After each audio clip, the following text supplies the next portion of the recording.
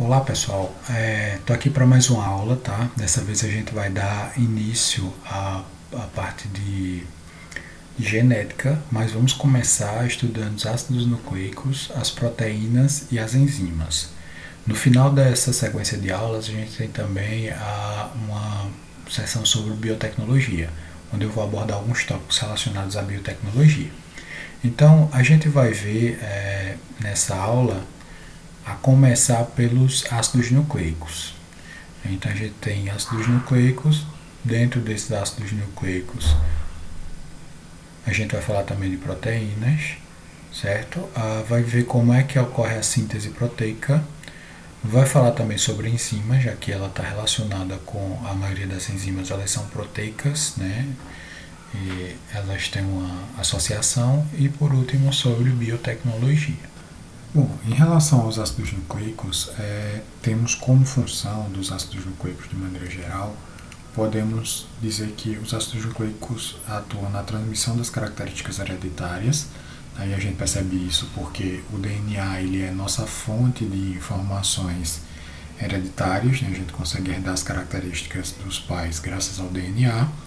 E também os ácidos nucleicos atuam no controle das funções metabólicas. Então, o metabolismo celular ele é controlado através dos ácidos nucleicos. E, consequentemente, nosso corpo, né, nossas características, nossas reações, nossas ações químicas, todas elas são controladas por ácidos nucleicos. Há dois tipos de ácidos nucleicos. A gente tem como ácido nucleico o DNA, que é sigla para o nome ácido desoxirribonucleico, e o RNA, que é sigla para o nome ácido ribonucleico. Esses ácidos nucleicos eles são formados por unidades menores. Essas unidades menores são os nucleotídeos. Percebam nessa imagem da esquerda que eu tenho um ácido nucleico, que neste caso aqui é o DNA. Tá? O DNA ele é uma dupla hélice, ele é formado por duas fitas, e essas fitas têm um formato de hélices, são helicoidais. Tá? Essa fita já é bastante conhecida da ciência, desde o Watson e Crick, que a gente desvendou esse modelo, esse formato do DNA. Perceba que todas essas bolinhas que tem na imagem, elas são átomos de diferentes elementos, que a gente pode ver aqui nesse quadrinho. Eu quero que vocês atentem para esse destaque aí à direita da primeira imagem, onde eu tenho aqui um nucleotídeo ligado ao outro nucleotídeo. Tá? Aqui do lado de baixo também um nucleotídeo ligado ao outro nucleotídeo. Esses nucleotídeos eles ligam-se uns aos outros e formam a molécula de DNA. Okay? Então a molécula de DNA é formada por frações menores, e essas frações menores são justamente os nucleotídeos. Na imagem B eu coloquei para que vocês vejam a estrutura geral de um nucleotídeo. A gente pode separar pelo menos em três partes, onde eu tenho a base nitrogenada. Essa base nitrogenada ela muda de acordo com, a gente vai ver mais para frente, de acordo com a molécula. E a gente tem aqui também um carboidrato. O carboidrato também muda. Vocês vão ver que o carboidrato presente no DNA é diferente do carboidrato presente no RNA.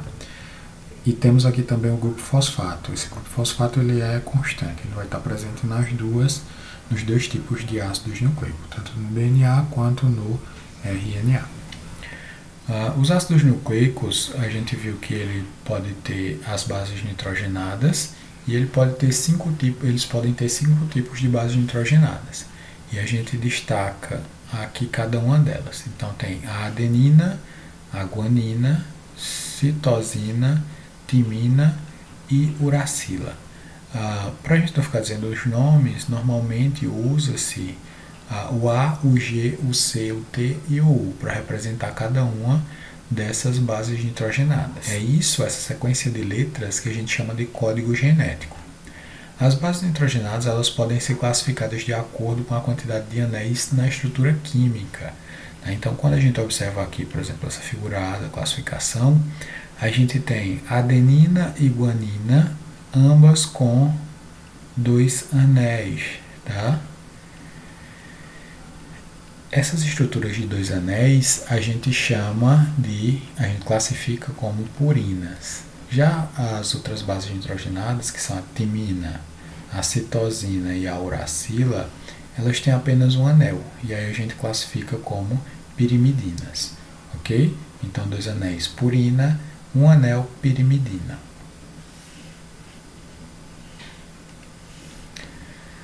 Além do grupo fosfato e da base nitrogenada, as moléculas também possuem o carboidrato, né, que é do tipo desoxirribose, isso no caso do DNA, tá? Por isso que a gente diz que o DNA é chamado de ácido desoxirribonucleico, justamente porque o carboidrato na molécula de DNA é a desoxirribose. Na fita dupla de DNA, a citosina ela sempre liga-se à guanina. Tá? Então C e G eles vão estar presentes. Toda vez que de um lado da fita eu tiver a citosina, do outro eu tenho a guanina. Se eu tiver a guanina, do outro lado eu tenho a citosina. Assim como a timina, ela se liga sempre à adenina. Então, se de um lado eu tiver a timina, do outro lado, inevitavelmente, eu tenho a adenina. Tá? Então, essas ligações elas sempre vão ocorrer no caso do DNA. A ligação da citosina e da guanina, ela é composta por 3 pontes de hidrogênio, tá? Essas pontes de hidrogênio são justamente o que mantém essas moléculas ligadas. E a ligação entre a timina e a adenina, ela forma 2 pontes de hidrogênio, certo? Então, a gente vê aí uma diferença entre essas duas ligações, tá? Aqui eu tenho a ligação da timina com a adenina, onde eu tenho apenas 2 pontos de hidrogênio, e deste outro lado eu tenho a ligação da citosina com a guanina, onde eu tenho as 3 pontes de hidrogênio. Então, teoricamente, a ligação entre a citosina e a guanina seria mais difícil de quebrar do que a ligação entre a timina e a adenina. Caiu no Enem de 2017 uma questão relacionada a isso, uma questão bastante fácil, tá? Mas que exigia atenção. A questão diz o seguinte: a reação em cadeia da polimerase PCR, sigla em inglês, é uma técnica de biologia molecular que permite replicar in vitro DNA de forma rápida. Essa técnica surgiu na década de 1980 e permitiu avanço científico em todas as áreas de investigação genômica. A dupla hélice é estabilizada por ligações de hidrogênio, 2 entre as bases adenina e timina e 3 entre a guanina e a citosina. E aí a questão continuava com um texto mais longo, mas que eu suprimi aí para a gente ganhar espaço e ganhar tempo, tá? Então ele já dizia aqui, na própria questão, ele dizia a quantidade de ligação que cada uma das bases fazia quando estava junto, tá? Então ele pergunta assim, a questão pergunta: qual dos segmentos de DNA será o primeiro a desnaturar totalmente durante o aumento da temperatura na reação de PCR? Então aqui vale a lógica, tá? Então se eu tenho uma ligação com três pontos de hidrogênio e uma com 2, a ligação de 2 pontos de hidrogênio é que vai ser a primeira a desnaturar. Logo, a resposta correta aqui seria a alternativa onde tivesse mais ligações com 2 pontos de hidrogênio, tá? Então, vamos ver que há 2 entre as bases adenina e timina. Então, onde tiver adenina e timina é porque tem só 2 ligações de hidrogênio, tá? Então a gente vai contar quantas vezes adenina e timina aparecem em cada um das sequências. Então aqui, letra A, guanina não, citosina não, timina, tenho 1, tenho 2, tá? Beleza, letra B, citosina, aí eu tenho a timina, citosina, guanina, tem adenina, citosina, timina. Ok, tenho 3. Aqui eu tenho, na letra C, adenina. Sim, timina, sim. não, sim. E aqui adenina, sim. Aqui timina, adenina e nenhuma das outras vale. Timina, adenina, adenina. Pronto. Então, o que foi que eu fiz? Acabei de fazer. Eu contei a quantidade de bases nitrogenadas que estão ligadas por duas ligações. Então, óbvio que se eu tenho uma quantidade maior de bases que são ligadas por duas ligações de hidrogênio, duas pontes de hidrogênio, é porque eu tenho menos que são ligados por três pontos de hidrogênio. Então, a resposta certa seria a letra C. Por quê? Porque as bases presentes aqui, a maioria delas faz duas ligações, duas pontes de hidrogênio, tá? Então, se você puder contar aqui, 1, 2, 3, 4, 5, 6. 6 vezes 2, 12. Então, a gente teria 12 pontes de hidrogênio aqui. Enquanto nas outras, se você contar, né, você vai ver que... E aqui eu teria de 3 ligações, 2, né? Então, 2 vezes 3, 6. Tá? Se você contar as outras, você vai ver que a soma dos números vai dar sempre maior do que 18. Ok? Estrutura do DNA. A gente sabe que a molécula do DNA ela é uma fita dupla, tá? E ela é helicoidal, ela é uma fita que enrola, né? É como se fosse uma fita enrolada na outra. Essa estrutura do DNA ela já é conhecida há muito tempo, essa espiral de fita dupla. Mas a gente tem que atentar que o DNA, o espiral de fita dupla, ele não está solto, né, dentro da célula, ele não está aleatoriamente distribuído dentro da célula. Ele forma outras estruturas. Então, se a gente observar essa imagem aqui da direita, que eu coloquei para vocês, a gente tem as estruturas de DNA, desde a sua porção maior, que seria aqui no cromossomo, até a sua porção menor, que seria o filamento, né, a dupla hélice de DNA. Vocês veem aqui também do lado algumas medidas. Aqui, por exemplo, como cromossomo, ele mede aproximadamente 1.400 nanômetros. Isso é muito pequeno. Se a gente considerar, por exemplo, uma hemácia ela mede aproximadamente 7.000 nanômetros, tá? Então, o cromossomo ele já é bastante pequeno. Esse cromossomo, se a gente ampliar, dá para a gente observar vários filamentos, né? Esse filamento aqui, que mede 700 nanômetros, eles ainda não são o DNA puro, tá? Ele ainda está condensado. De modo que se a gente observar mais de perto, a gente vai ver outros filamentos ainda mais finos, né, e menores, de 200 nanômetros. Se a gente observar ainda mais de perto, a gente vê uma fibra cromossômica. A fibra cromossômica ela é menor e ela tem proteínas, né, chamadas de histonas, né? Então, se a gente desmanchar essa fibra cromossômica, a gente vê DNA enrolado nessas proteínas, que são as histonas. Elas juntas formam uma estrutura que a gente chama de nucleossomo. Tá? Esse nucleossomo, se a gente desenrolar e descartar as proteínas, a gente vai ter, por último e menor do que todos, o filamento dupla hélice de DNA. Tá? Na figura A, vocês observam aí o DNA, onde esses pontinhos pretos que vocês estão vendo na imagem, que estão indicados pela seta preta, eles são os nucleossomos, tá? O nucleossoma, que é justamente o DNA enrolado na histona. Enquanto que pequenos filamentos que ligam eles, né, que é difícil até de enxergar, mas os filamentos que ligam eles são o DNA, tá? São as fibras cromossômicas, tá? A porção que não está enrolada nas histonas, ok? A célula ela precisa fazer a duplicação do DNA. Em que momentos vai acontecer essa duplicação do DNA?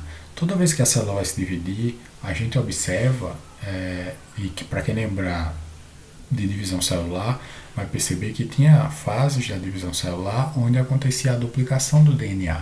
E para que aconteça essa duplicação do DNA, pelo menos 3 enzimas elas vão estar envolvidas nessa duplicação. A gente tem, por exemplo, a girase. A girase ela é uma enzima que vai fazer o papel de desenrolar a dupla hélice de DNA. Então, na imagem aqui abaixo, vocês veem a girase aqui em destaque, tá? Essa girase ela vai desenrolando a fita de DNA. Tem uma outra enzima chamada helicase. A helicase ela vai abrir as fitas de DNA. É como se ela cortasse o DNA, tá? em duas fitas, em dois lados. E a gente tem também a DNA polimerase. A DNA polimerase ela completa os nucleotídeos, tá? A DNA polimerase está aqui. Depois que as duas fitas elas são separadas, a DNA polimerase vai lá e completa essas fitas com as bases, né? A gente já viu que as bases cada uma encaixa. A gente tem timina e adenina se encaixando e tem citosina e guanina se encaixando. Então, a DNA polimerase ela faz justamente isso. Ela vai encaixando as bases nitrogenadas que faltam para formar uma nova fita de DNA. Então, isso vai ocorrer tanto nessa região da fita como nessa região da fita que se separou, ok? Isso simultaneamente. A duplicação ela é chamada, essa duplicação de DNA ela é chamada de duplicação semiconservativa, tá? Isso aqui é uma característica importante. Semiconservativa significa que toda vez que vai haver uma duplicação do DNA, metade da fita é conservada. Então, por exemplo, quando a girase e a helicase eles estão fazendo o trabalho delas aqui, a helicase está abrindo o DNA em duas fitas, significa que a primeira parte da fita ela ficou conservada e a segunda parte também ficou conservada. Apenas vai ser completado, né? A DNA polimerase vai completar essa fita com outra metade. Por isso ela é semiconservativa, conserva metade, tá? O ácido ribonucleico, ou RNA, ele é um dos ácidos nucleicos que a gente vê, tá? Então a gente viu o DNA, agora a gente vai falar um pouquinho sobre o RNA. O RNA ele é formado a partir de um molde de DNA. Então a gente vê que o RNA ele depende do DNA, tá? Mas ele não é menos importante do que o DNA, porque a gente vai ver que o RNA ele é responsável por diversas atividades, tá? Principalmente envolvendo a síntese de proteínas. Esse RNA ele tem um formato de fita simples. Então, enquanto o DNA apresenta-se como uma fita dupla, o RNA ele tem a fita simples. O RNA ele também tem como carboidrato a ribose, tá? Então a gente vê que lá no DNA era desoxirribose, aqui é apenas a ribose. Eu coloquei aqui uma imagem abaixo, na verdade duas imagens, para mostrar a diferença química entre a desoxirribose, tá? E a ribose.